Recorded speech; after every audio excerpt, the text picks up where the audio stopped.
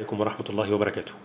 ناس كتير بتقول إن خروج كريستيانو رونالدو من قارة أوروبا بيعني إن ميسي هو الأفضل، وناس تاني شايفة إن ميسي فوزه بكأس العالم بيعني كده إن هو الأفضل. أولا يا جماعة، أنت راجل بتشجع كورة لازم تكون فاهم أنت بتتكلم إزاي. بمعنى كل واحد بيحب لاعب أكيد هيمجد فيه، ده شيء طبيعي وارد. فئة كبيرة جدا من المجتمع كانت شايفة إن بيليه هو أفضل لاعب في التاريخ.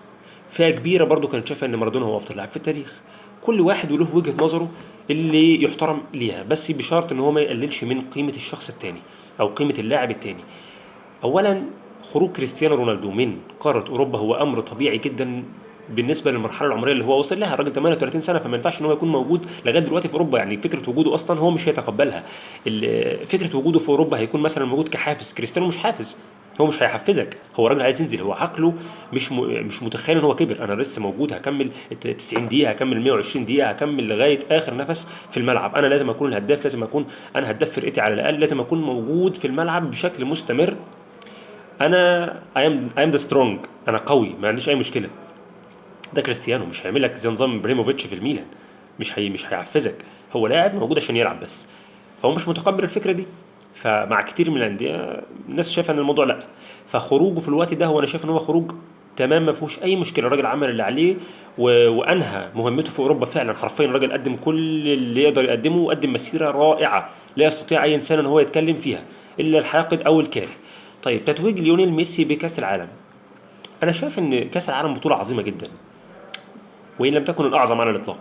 حاجه جميله، ولكن بطوله يعني خلينا نتكلم بلغه مشجعين ليونيل ميسي الفتره الاخيره، ان هو لو ما كانش فاز بكاس العالم فكاس العالم مجرد بطوله عادي، مجرد بطوله جماعيه، مش شخص معين هو اللي هيجيبها. ناهيك عن ان كريستيانو رونالدو تعرض الى يعني حرب سياسيه وليست رياضيه. حرب سياسيه من ساعه اليورو، من وقت الكوكاكولا، عدم دعمه للمثليين، فكانت حرب تشن عليها حرب ضخمه. ولكن الراجل عمل اللي عليه وقدم مسيره محترمه جدا. لكن تعالوا نبص نشوف قاره امريكا الجنوبيه وقاره اوروبا. اولا، قاره اوروبا يا جماعه هي افضل قاره في العالم بتقدم كره قدم عموما. ما فيش حد غير كده يقدر يقول غير كده. انت راجل عشان تمنح جائزه افضل لاعب في العالم بتمنحها للاعب جوه قاره اوروبا، مش بره. يعني مثلا مش واحد بيلعب في امريكا الجنوبيه هتديله احسن لاعب في العالم.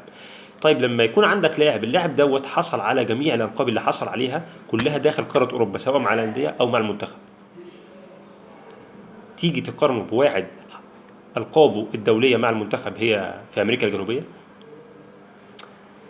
مش منطق خالص. يعني مثلا كوبا امريكا ينفع تقارنها باليورو؟ كوبا امريكا ينفع تقارنها بدوري الامم؟ ما ينفعش.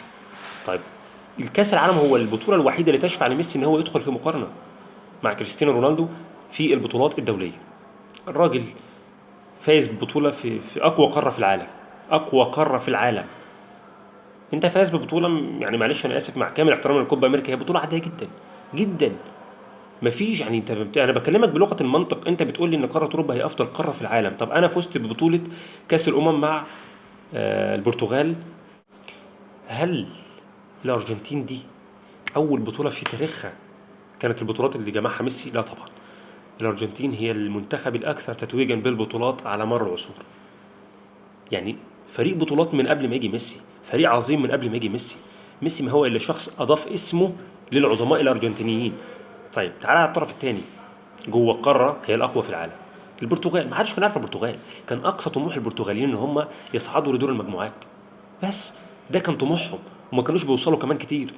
ده كان طموحهم وخيالهم. لكن فجأة تبص تلاقي البرتغال على منصات التتويج تكسب بطولات كبيرة، بطولات ضخمة، العالم كله بيستغرب ويتفاجئ وبيبص لها.